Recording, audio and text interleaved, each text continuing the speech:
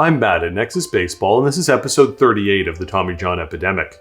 This series is a YouTube read of content from the book Plague of the Gods, an outsider's perspective on baseball's Tommy John epidemic, which is available now on Amazon. I decided to put this content on YouTube to make the material as accessible as possible. This series examines the science behind the most superhuman action the human body can produce, accelerating a baseball up to 100 miles per hour. Due to the increased understanding of fascias and their function, athletic trainers and scientists have determined a variety of ways to train the muscle fascias to perform as required for the application. This process is known as active release therapy, or ART for short. The ART field utilizes various implements such as foam rollers, balls of different densities, and deep tissue massage to help mobilize inflexible fascias. The process uses compression and shear forces to work the muscles and fascias. These types of movements stretch deep muscle fascias to provide more elasticity to the muscles, while forcing the superficial muscle fascias to stretch and move in different directions than they are used to. A component of this is separating the superficial fascias on top of the skin from the layers of skin and fat above them. If you feel your skin, you should be able to easily pull it away from the muscle below it, like a suit on top of the musculature beneath it. If you lack that ability in any place in your body, to some extent the fascias have become stuck to the dermal layers and they will tug, limiting range of motion. This is due to small collagen fibers in the fascia becoming bonded to the dermal layers above, to provide stability and efficiency by limiting range of motion. This effect is most common due to body fat increases and accompanying weight gain. To make sure everything stays together under the increased weight, the layers bond together more completely. In contrast, lower body fat individuals will often have thinner skin with less subcutaneous below the skin fat storage, and therefore usually more mobility. This is one of the reasons some feel more agile as they lose weight, in addition to having less weight to move around. In my professional experience, this bonding is most prevalent in the upper legs around the quadriceps and hamstrings. Most people that try to pinch that area and pull the skin away will feel discomfort, and if they can do so, a ripping sensation as the skin separates from the muscle fascia. This is frequently due to the legs doing the work of holding our entire body weight when standing, and the lack of movement in modern sedentary lives. By using a foam roller, for example, you can use shear forces to over time separate these layers of tissue, providing better and smoother range of motion as well as blood flow. By pressing inward deeply into the muscle with rollers, balls, or the fingers, the same process can occur with the deep muscle fascias. In individuals with poor range of motion or activity levels, this can be an uncomfortable process. With the layers separated, the fascia's collagen can also be stretched, just like a ligament, to make it more elastic. This can occur through a process of dynamic stretching. By moving the body through a controlled range of motion, the fascias can stretch while the ligaments remain taut. A simple example of this would be the humble arm circle, used as a part of athletic warm-ups for decades. As the arm moves, blood flow is increased to the muscles and tendons, and the fascias in the shoulder receive a stretch. The more the individual moves in these ranges of motion, the more elastic the fascia becomes in those ranges of motion. This is part of the reason playing different sports in other planes of motion can be so beneficial. They develop healthy fascias in different ranges. If one were to repeat the same motion repeatedly, they would become more efficient at conserving energy and maintaining stability in that motion. If they were to move outside of that same range of motion, however, they would be much less adapted to it. The most common example of this is the strong, healthy person that tries to move a piece of furniture. They've been going to the gym a couple times a week to lift weights and have the squat and bench press down pat.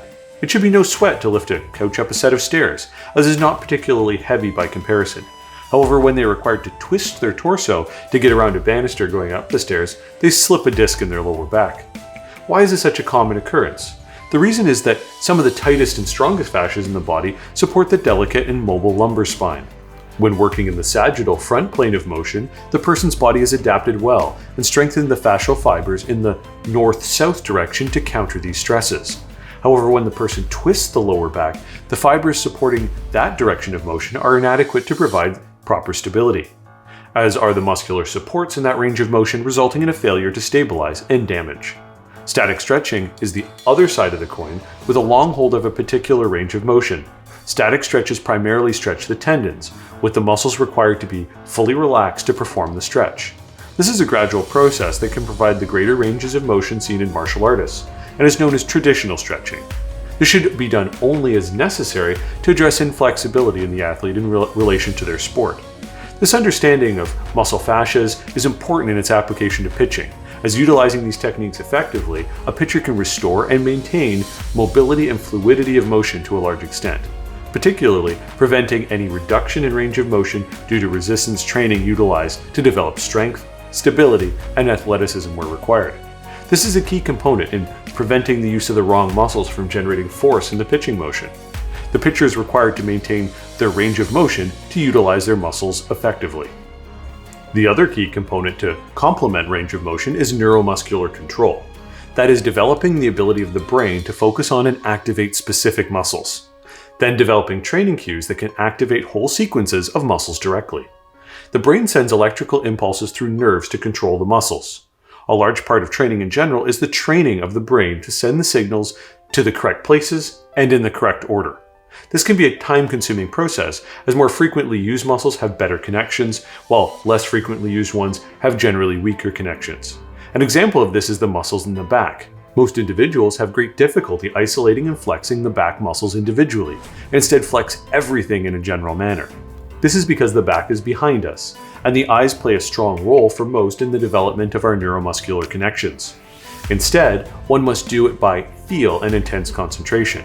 When the connection is strong and precise, we can execute rapid, highly technical motions, for example typing on a keyboard, or providing just the right amount of pressure to throw a late-breaking slider.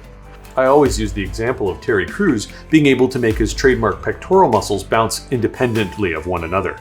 This is possible with practice and precision control, whereas most individuals can only flex the general area rather than the individual muscles. A goal of pitcher training must be the isolation of each muscle to be utilized. First, utilizing it repetitiously in isolation to create a strong connection. Even in athletes where this process comes more naturally, keeping up these connections and not letting the body fall into poor movement patterns is a key part of athletic training. When the pitcher can control the muscles individually, such as the components of the rotator cuff, they can then combine them into small groups that can be activated more easily by neuromuscular cues that can fire muscles in trained sequences. Most pitchers have such cues to themselves to get everything in the motion properly sequenced and return to them when they lose that sequence. The best can isolate exactly what the problem is and emphasize or de-emphasize an individual component to get back on track, even when on the mound. Lefty Gomez, for example, is quoted as saying that I don't throw with my arm or shoulder, but with the base of my spine. Gomez wasn't actually using the base of his spine to throw the baseball, of course. That was just his cue to initiate hip rotation first to sequence his pitching motion, while other more challenging to activate muscles come along with that sequence. Resistance training is an important part of developing the neuromuscular connection, as well as its ability to develop muscular stability for balance, control, and support. The difference is that one must properly separate sport-specific and general conditioning activities to best develop the needed balance of mobility and stability. The best methods to develop the sport-specific muscles are by making the muscles used in the motion work harder using a weighted implement, for example a weighted baseball. Even a 7-ounce ball is a 30% increase in weight and therefore required force. These muscles can also be worked in small chains using explosive motions with bands or cables. Stability can be emphasized while triggering mobility in the targeted areas. Speed of recruitment should be the goal, as a quick contraction can be trained and utilized in the pitching motion. General conditioning should be completed primarily with relatively light weights and explosive recruitment to train the ability to quickly contract and stabilize the support muscles of the body. Large ranges of motion should be achieved to get the fascias stretching in all possible directions of motion and to maintain overall health. In addition to the dangers of resistance training causing loss of mobility, age itself can be a culprit as well. If not maintained through proper training, fascias can also become less mobile due to the postures and rigors of life and sport. This can combine with weaker muscle tone, generally due to age and laxity of the UCL, to cause reductions in velocity. The pitcher would lose the ability to get the full range of motion and stretch necessary to throw at their maximum speed. This can be countered significantly, though, through proper training in the manners described, however. The key again should be mobility where it is required in the shoulders, scapulas, and serratus, and stability as required in the legs and core.